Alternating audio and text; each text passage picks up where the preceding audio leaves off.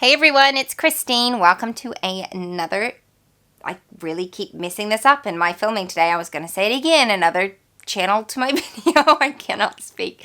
I'm tired. Welcome back here. Anyway, today I'm going to be doing a bit of a Q&A video. I actually asked for some video suggestions a while ago on Instagram, and a lot of the things came through as like things that I could just answer in a Q&A. So I'm going to do that today. I didn't look at how many there exactly were, so we'll see what we get to.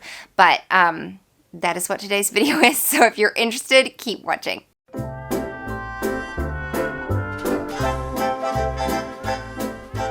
If you're new, I am Christine, a homeschooling mom of 3 kids, and that's the kind of content I share here on this channel. Speaking of which, the 3 kids are playing and there's noise, so if you hear stuff, they live here. Sorry. Let's just hop into it. So one of the first one is, have you tried morning menus? And they just came across that. I have not tried morning menus. Something that I'm realizing the more that I homeschool is there are so many beautiful shiny objects in the homeschool world.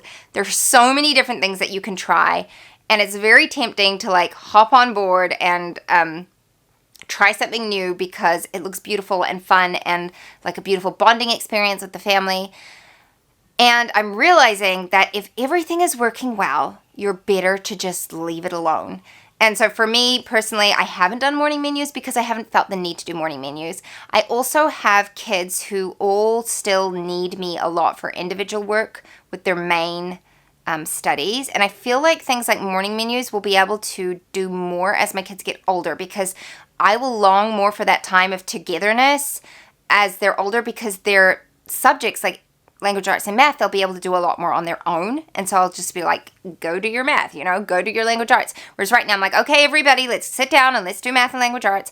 And so yeah, there's other things where like I see a curriculum and I love it, and I'm like, now is not the right time to use that curriculum, but there will be a time in the future. And so I kind of write it down and I file it away, and I'm like, it's okay. We can do that. We can do that in the future. So to answer your question in a very long-winded way, no, I have not used morning menus. I do have the one from, is it Gentle and Classical Preschool? I have theirs I bought it at the beginning of this year for my daughter, but she hasn't really used it a lot. We will probably use that more next year when she's doing like official preschool work. She's only just turned 4. Character/curriculum resources. This is from the same person. For character study, and I actually feel like I could make a whole video on this because this is actually something that I've been like forming some thoughts about lately, but we've just used Laying Down the Rails from Simply Charlotte Mason, and I would say the bulk, though, of our character study and all of that is just the Bible. That is where we get it from. It's like our main thing. But it's something that, I don't know, I've been thinking about it a lot because I don't want to have such a hyper focus on my children's behavior to the point where there's any thought that like they can moralize themselves by their behavior, because that's just not the truth. Like, we need a savior. He died for us. There is literally nothing we can do to get ourselves into heaven of our own power. And so I don't want to raise my kids with that like mentality, like, but I'm a good person, and so it's like a balancing of like, yes, we want to be in the habit of obedience. We want to be in the habit of, keeping our home tidy and taking care of ourselves and things like that. But I don't want to teach it in a way where they think they are somehow better because of that. I don't know if that makes sense. And I'm probably not making sense. I want to make a whole video on this subject. I just need to like formulate my thoughts a little bit better, I think. So that's all that we've used so far.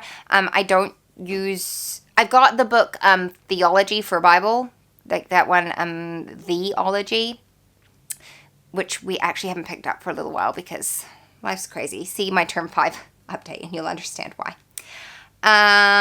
Okay, someone put this here and it's not worth a whole video for me, so I'm just gonna answer it. It said planning outdoor time as part of the school day. I do not plan outdoor time. I have never planned outdoor time. We live in a very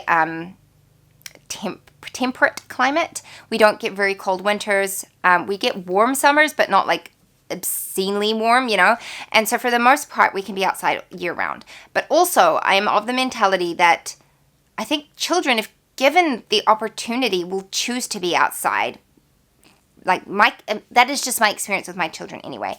Of course, if there's something like TV on a lot, then they're gonna pick that. But like, if you just don't make that an option, then outside time is just like normal. Now, I don't do like very much planning for like formal outdoor time, like nature walks or anything like that. Most of our outdoor time is just playing in the backyard, and my kids spend hours every day outside. So I'm sorry I'm not much help on that. We don't live in a place where I have to be like, okay, everyone bundle up and like we're gonna go play outside for a bit, because they just come and go all day, which is like, my floors document that because they're covered in mud all the time. Someone said, do a video about how you manage homeschool your kids, clean, and also cook. And I actually am going to do a video on this because it is something that I want to chat about. Okay, another question is, what do you use for history?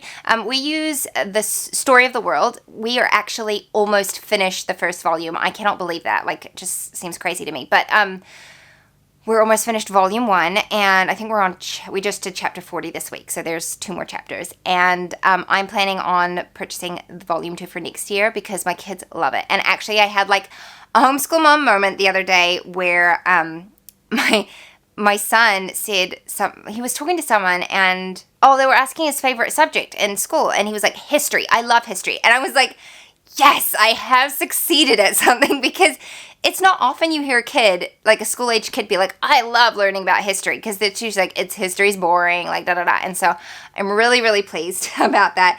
We've loved using that. So I use the audio book, so that gives me a break from having to do relouds.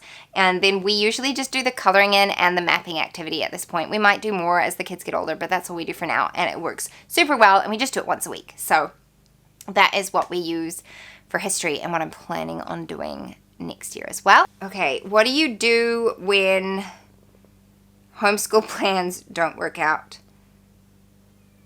Okay, there's like more to it. So this is like my life all of the time. I am a planner, and I'll say that some of the times I like shuffle lessons around, like if I feel like we can play catch up, and then other times I just completely readjust the schedule and we just like, we'll catch up eventually or whatever.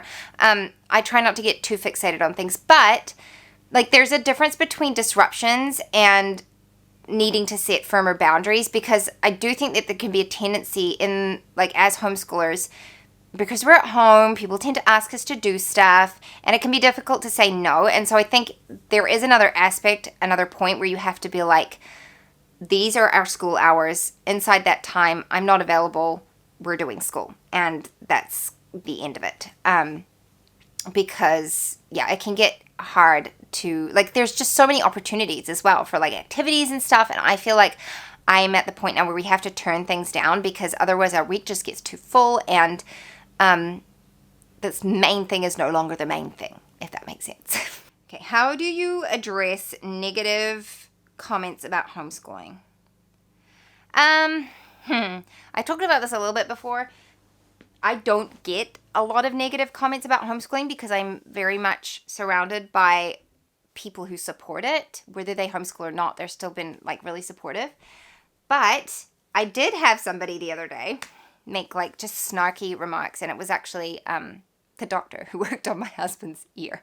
And it was just kind of like, it was just a snarky remark, and it was just very condescending. My response, and what I would recommend that you do, is don't be snarky in response, first of all. I just think that that's not, like, helpful to anybody, and it's not a good look.